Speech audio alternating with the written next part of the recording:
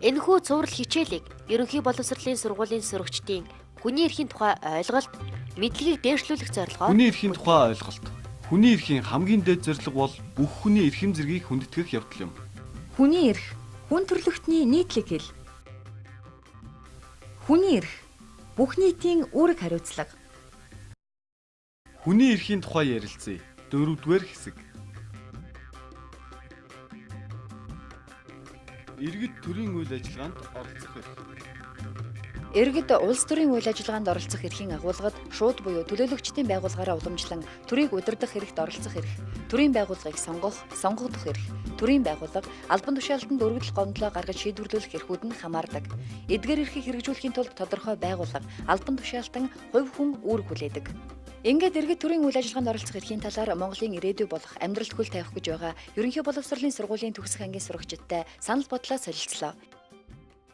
Тэгэхээр өнөөдрийн бидний ярилцах сэдэв бол иргэд төрийн үйл ажиллагаанд оролцох эрхийн тухай. Төлөөлөл басан тийм нэ улсыг хурсуугаа гишүүн тэрүүгээрээ дамжуулаад өөрийнхөө үжил бодлыг чөлөөтэй илэрхийлж болно. Тэгээд тэр хүн нь өөрийнхөө тойрог дээр очиж ажиллаад иргэдээсээ санал онолыг аваад тэрийг улсын хурлд очиж иргэдээ санал онолыг хэлэх. Энд бол чигсаал цуглаан хийх замаар байж болно.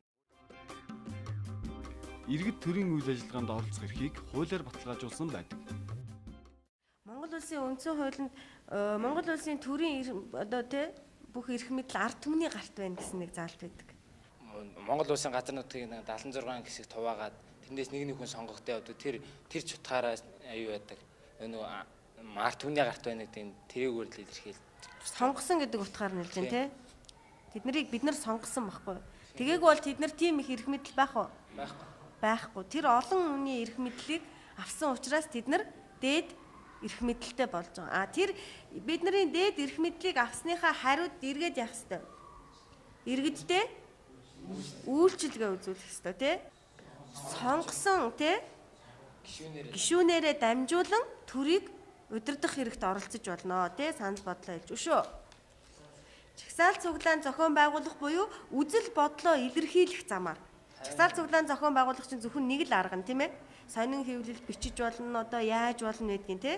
Тэгж болох нь байна. Өөр төрийн байгууллага албан тушаалтанд өргөдөл гомдол гаргах эрхээрээ дамжуулаад төрийн үйл ажиллагаанд оролцож болно. Энэ төрийн үйл ажиллагааны чинь энэ хэсэг доголдоод байна. Энэ үйлчилгээ надад хүрэхгүй байна, тий? Ингмээр байна гэдэг саналаа бичиж болно, гомдлоо бичиж болно, тий? Тэрүүгээрээ дамжуулж болно гэсэн үг. Тэгэхээр энэ бүгд маань өөрөө нийлээд юу болох нь вэ? Бидний төрийн үйл ажиллагаанд оролцох эрхийг бол бүрдүүлж өгдөг. Тэгээ бид нар тохиолдол үзээд дараа нь дахиад яриад ирэхээр илүү их сайн тий ярилцах байх гэж би бодож байна л да. За баярлалаа. Тэгвэл тохиолдлоо үзчих тий. Ингээд иргэд улс төрийн үйл ажиллагаанд оролцох эрх хөндөгдөж байгаа нэгэн тохиолдлыг үздэцгээе.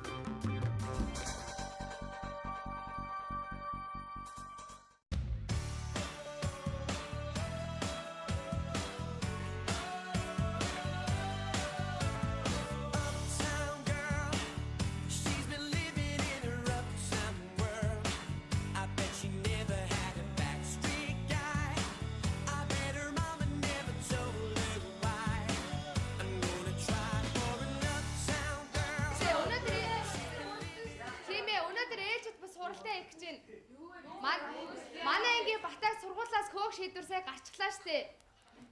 Бид нар Батайг буруугүй гэдгийг мэдсээр өвчээж ингээд сургуулиас явуулчих нь үнэхээр хэцүү байна штэ. Тийм биз дээ. Хичээл тагсдээ штэ тэр чинь дандаа өнөөдөр шиг байхгүй. Харин тийм л дээ. Гэхдээ бол өнөөдрийн ангийн хурлаар бид нар Батайгийн тухай авч хэлэлцээд дээшээ сурагчдын зөвлөлд шилжүүлэх хэрэгтэй.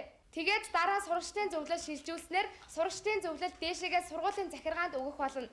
Тийм учраас бид нэр ангийнхан Батайг сургуулиас хөөхгүй байлгах шийдвэрийг гаргуулах хүсэлтэй байна штэ. Та нар санал нийлж байна уу? Нийлж байна. Яагаад санал хэлэхгүй юм бэ? Өөртөө хүсэлтийг хэлэлтэй та нар. Яваад үзтий. Йой, ямар хийхийг юм бэ? Заавал тийм олон шат дамжих ёстой юм уу? Чи зүгээр өөрөө очиад хэлжээч дээ. Ядаргаатай юм. Хөөе, бүгдээрээ чимээгүй байж та. Би нэг юм хэлээдгий. Нэгэнтэй сургуулийн захиргаанаас шийдвэр нь гарчихсан юм чинь бид нар энэ хойноос нь олон юм яриад ямар хэрэг байна. Тэгээд жирнэ манай ангийн ихэнх энэ талаар мэдэхгүй байгаа шүү дээ. Зарим нь бүр Батайгийн бурууч гэж бодож байгаа. Гэтэ ангийнхаа сургуулийн ийм шийдвэр гаргах нь болоод дүрм ясандаа зөвлөдөө. Ангийнхаа гэтэ болол Батайд болоод үнэхээр нэг шалтгаан байсан юм л да. Гэтэ би Батаг байхгүй байгаа дээр нь та нарт нэг юм хэлчихье. Батагийн аав ээжээр нь салчихсан юм л да.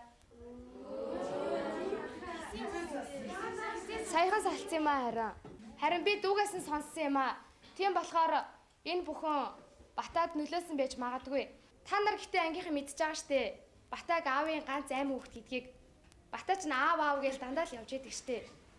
Гэхдээ тийм л учиртай байсан бол Бата өөрөө учир явдлаа яриад явах нь яасан бэ?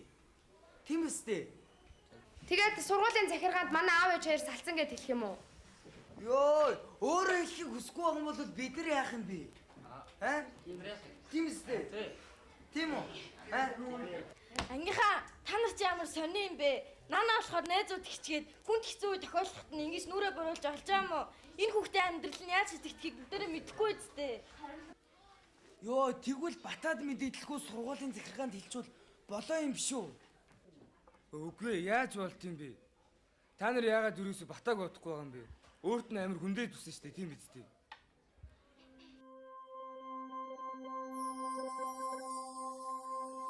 Baby, baby, I swear to you.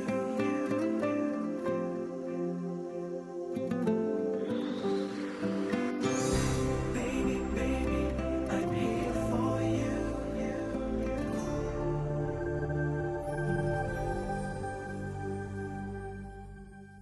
I don't know why I did those things to you. What went through my mind, and I don't know why I broke.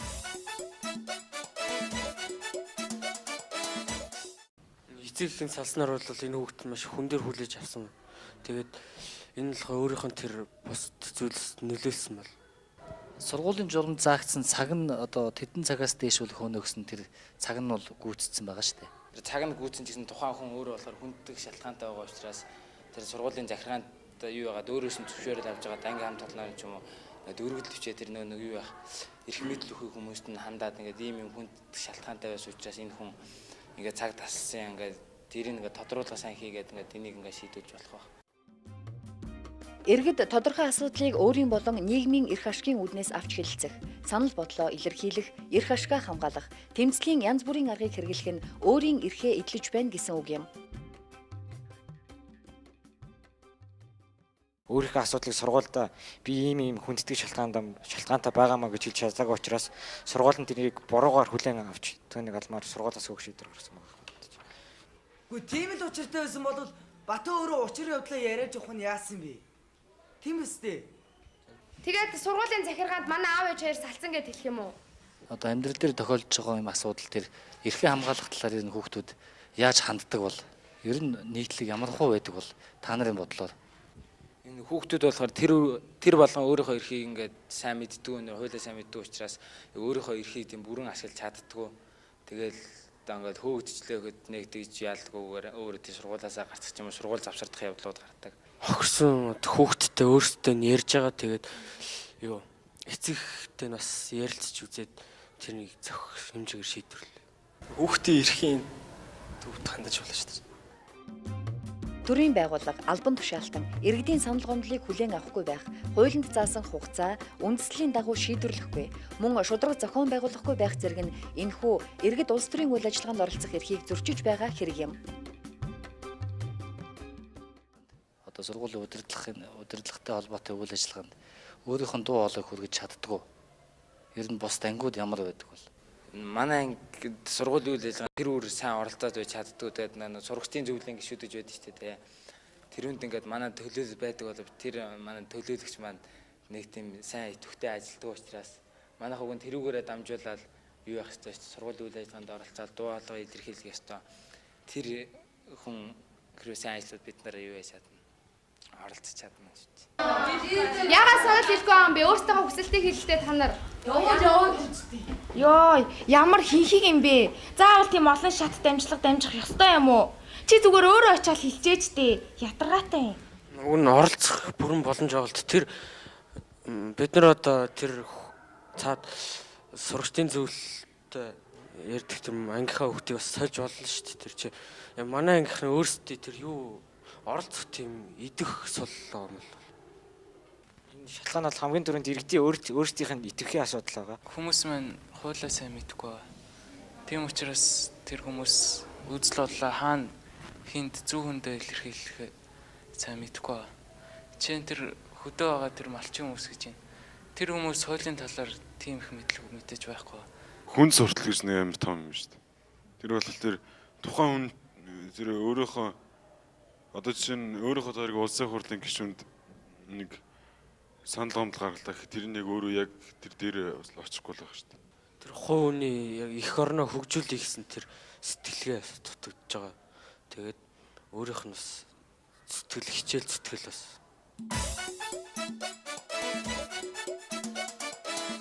Өөрсдийнхөө төлөө төрийн үйл ажиллагаанд оролцох нь хэрэгтэй байх.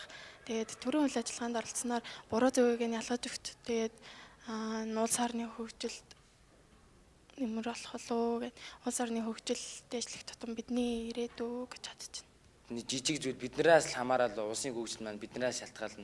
Тийм учраас нэг иргэнээс хамаарал тэгэл олон хүн хамаарагдана.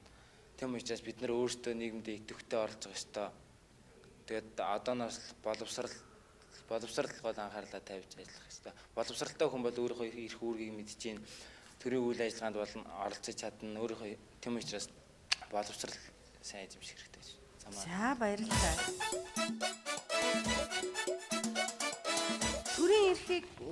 Төрийн эрх барих энэ үйл ажиллагаанд оролцох эрх бол тодорхой хуулиудаар баталгаажсан, хамгаалагдсан байдаг.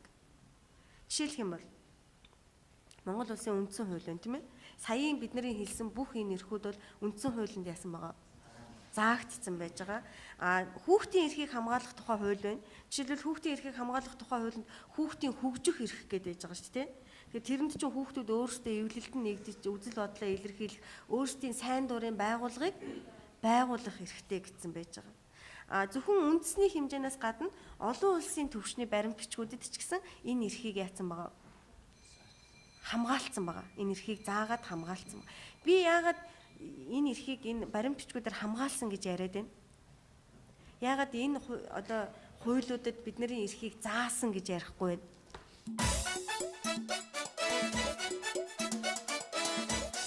Төр бидний гарт байгааг сувтах учраас алдах гад тэр талаас алга.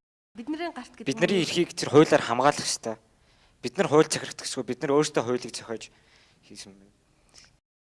За тийм энд бас нэг чухал санаа байна те. Бид төрийг сонгосон гэд. Нөгөө нэг санаа нь юу вэ гэхээр зэрэг хүний эрх гэдэг юм чинь те зааж өгдөггүй байхгүй юу? Туяа чи тийм эрх идэл. Тэ гэрлээ чи тийм эрх идэл гэж зааж өгдөггүй. Эсвэл бол хүний эрх гэдэг имийг хин нэгэн дарга, хин нэгэн төр надаа бэлгэлээгүй, надаа зааж өгөөгүй. Тэгээд тэр юу юм? Тэгээ хуулинд хүний эрхийг заасан байдаг гэхээр миний эрхийг хууль л зааж өгдөг юм байна шүү дээ гэж ойлгож болох нь. Чиний эрх чамтай хамт төрсөн, чиний эрх гэсэн үг те. Дээрх тохиолдлын хувьд сурагчид ангийнхаа нэг хүүхдийн нийгмийн асуудлын төлөө санаа тавин сурагчдын зөвлөлөөр хилцэн шийдвэр гаргаж түүнийгээ сургуулийн удирдах зөвлөлд мэдгдснээр асуудлыг шийдвэрлүүлэх боломжтой юм гэсэн санааг дэвшүүлсэн гэдгийг ярилцлагын явцад сурагчид сайтар ойлгож авснаа ярьж байлаа. Энэ нь эдгээр сурагчдын төрд оролцох, өөрийн санал бодлоо чөлөөтэй илэрхийлэхийн суурин болж байгаа юм. Бид нар Батагийн тухай авч хэлэлцээд дээшээ сурагчдын зөвлөлд шилжүүлэх хэрэгтэй. Тэгээд дараа сурагчдын зөвлөлд шилжүүлснээр сурагчдын зөвлөлд дээшээгээ сургуулийн захиргаанд өгөх болно. Тийм учраас бид нэр ангийнхаа Батайг сургуулиас хөөхгүй байлгах шийдвэрийг гаргуулах хүсэлтэй байна штэ. Та нар санал нийлж байна уу?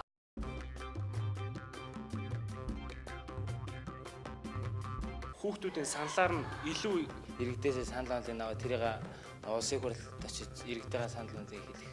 Энд бол чигсаал цуглаан хийх замаар байж болно. Юу тэр үйл ажиллагаанд хяналттай одоо ажиллаж чадахгүй бол тэр одоо буцааж татна. Өөрийн санал бодлоо илэрхийлэх гэсэн зүйлсээс хоцорч байдаг.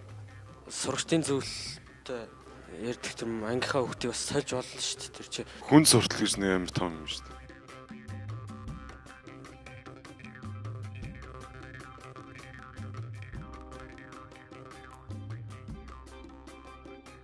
Хүний үндсэн эрх, хувь хүний нэр төр, үнцэн болон эрэгтэй эмэгтэйчүүдийн эрх тэгш, түүнчлэн том жижиг улс үндэстнүүдийн эрх адил тэгш гэдэгт итгэх итгэлийг дахин нотлох.